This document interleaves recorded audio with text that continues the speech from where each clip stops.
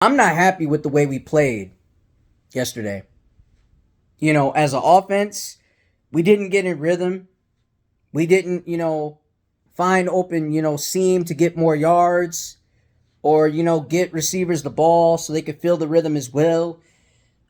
We just didn't know what to do offensively, with Nate Sudfeld out there because Nate Sudfeld was stinking up the goddamn field. All right. Nate Sudfeld was absolute dog shit. All right. That's to be honest. The better performer out there on that field, and he only has shortage of time on the field, is Hendon Hooker. Hendon Hooker played exceptional. Great out there. He showcased why he is in game mode and not in practice mode. All right, like Nate Sudfeld. It's easy to go out in the practice field and, slice and dice the defense in a practice field. But what happens when it's time to have an in-game performance on the field and slice and dice your opponent's defense up? Hendon showed you the difference out of that. Nate didn't. Nate didn't bring his game. The offense out there was not in rhythm with him. They were really more in rhythm with Hendon Hooker, and that says a lot. For a second-year player to get out there and truck a DB and keep on running and earning more yards as progression goes, it's great to see as a Lions fan. But Nate Sudfeld, this guy sits in the goddamn pocket, takes too goddamn long, and gets hit on his ass. Need I mind you, the New York Giants had like 4 sacks, maybe even multiple more when Nate Sudfeld was on that field. Even when he stepped back on the field, they were sacking him and putting him on the ground, right on his ass. So we all know who deserves QB number 2. It's Hendo, okay? Send Hook. In the words of CM Punk, send Hook. Even though he's no longer working at AEW, but you get the goddamn point right here. We're talking football. This is the topic of it, all right? Defense, you were doing your job up until Eric Gray had 2 touchdowns that you allowed. You had multiple 3 and outs. You were shutting down motherfuckers the complete and right way. I'm proud of that. I'm proud of Ennis Rakestraw's performance. I'm proud of Terrion Arnold Sub-Zero's performance. I'm proud of you guys as a whole. Wingo, Uku, James Houston, and many more. I'm proud of you guys. You guys flourished in a pretty good way in the first half defensively with 3 and outs. That's all I could ever ask for. And the offensive line, protect better. Jamar Jefferson couldn't even get out the backfield. It took these motherfuckers 5 seconds to tackle him and put him on his ass, and you get 3 and outs on their side. You know what I'm saying? On their side, they were getting 3 and outs, just like we were getting 3 and outs, but the object of the game is to pursuit and tackle. Pursuit and tackle, like Coach Campbell said. Pursuit and tackle. And that opponent over there yesterday, they did those things. Pursuit and tackle. Pursuit and tackle. It's just like going out there and getting up off your ass and striking for the attack. You got to strike for your attack. I'm happy you guys did that. It's just that you got to keep it going. You got to keep it flowing. Robertson, my man, you had a solid game out there. But it's that one little mishap from that first touchdown that Eric Gray had. That was one mishap. Missed tackle. I'm sure you're going to clean that up next game when we go to KC. Please clean that up. I love you. You're a dog out there. You're tenacious. You have heart. You have grit. You embody what our secondary needs out there. You really do. I love your game. It's like music to my ears when I see you play out there. I love it. I've been a fan of yours since last season when you played for the Las Vegas Raiders and got that pick off to end the game. So I'm proud of you. But just fix up that one little mishap. Fix that mishap up, please. Please, from your boy Chicken Nugget King. All right? Please fix that up for me. All right? That's all your boy needs from you. Offensive line, as I addressed and what I was going to continue to address, is protect better, and, have better communication. Communication is key to this game of football.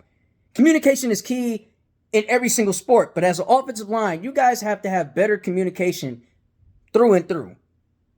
It's awful. It was awful. Sloppy. Sloppy communication.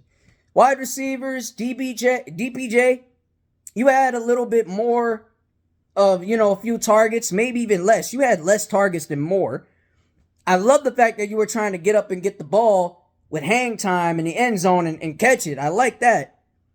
Darius Fountain, you should have got more in rhythm. The ball kept trying to come your way, but what the hell do we know? Nate Sudfeld, here he goes again, overthrowing you. And right now on NFL Network, they're showing Hendon Hooker play right about now. Hendon Hooker just overthrowing Maurice Alexander. Let's not forget that. You know what I'm saying? But he's a youngin'. He's going to take his time. He's going to take his lumps and bumps in this game of football. And I hope he's, well, and I hope he gets over, the concussion protocol. I hope he gets through that. But yeah, I just hate to see, our fan base overreact about a preseason loss. It's just a preseason loss. It doesn't count. It's not like the regular season. The regular season doesn't start till Sunday night in September of next month. And I understand you guys want to be locked into that.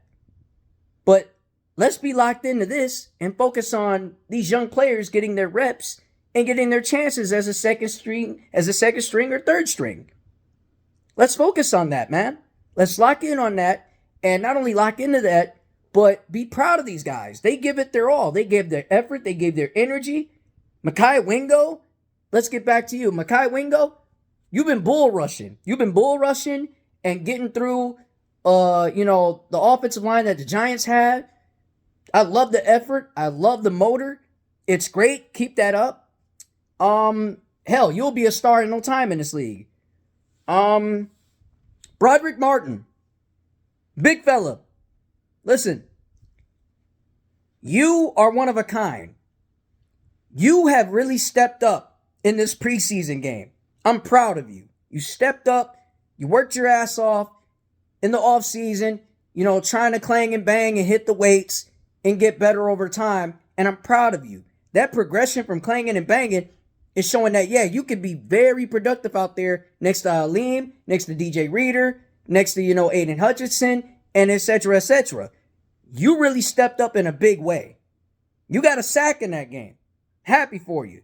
Shout out to Malik Jefferson, too. You got a couple reps in, too, on defense. Got a couple tackles.